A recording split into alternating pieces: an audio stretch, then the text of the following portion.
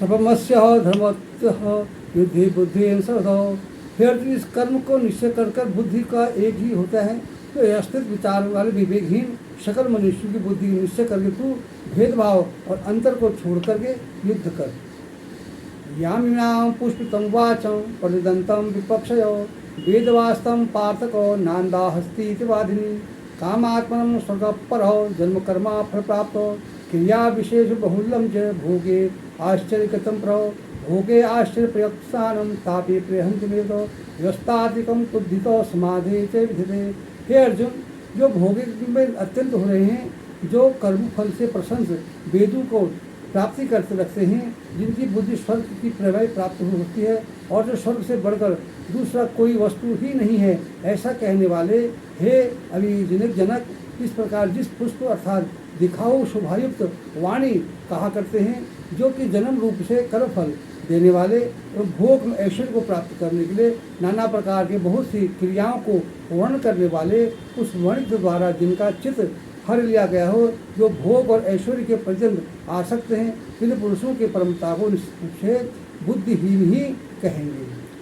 स्वगुणा विषयम वेदम च स्त्रीगुणानां भव अर्जुन विदंदो नित्य शस्त्रस्थो निर्योग से गसेम आत्मनो।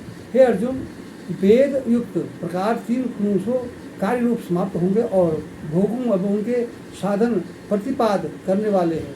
जो तू इस भोग एवं उनके साधनों को आसक्तहीन हर्ष शोक आदि द्वंद्व से रहित नित्य युक्त परमात्मा में स्थिर योग और क्षेम को में चाहने वाले और श्रद्धाय अंतकरण वाला हो। यथा नार्थम उत्पन्नो सर्वतते समलोकतो तावाम संतेषु देवेषु ब्राह्मणाय विजायतो। जब सब ओर से संपूर्ण जल के प्राप्त हो जाने पर छोटे जलाशय मनुष्यों का जितना प्रयोजन रहता है, ब्राह्मण के तत्व को जानने वाले ब्रह्मा तो समस्त वेदों को उतना ही प्रयोजन कर जाता है। कर्मांडे आदि श्रेष्ठमो फलेषु न कदाचनो माँ कर्म फले भूमो हे सांगत्वाम कर्माणि से। तेरा कर्म करने में ही अधिकार है, उसके फल में कभी तेरा अधिकार नहीं है। जो तू कर्म कर, फल के हेतु मत कर, तब तेरा कर्म ना करने में ही आसक्ति ना हो।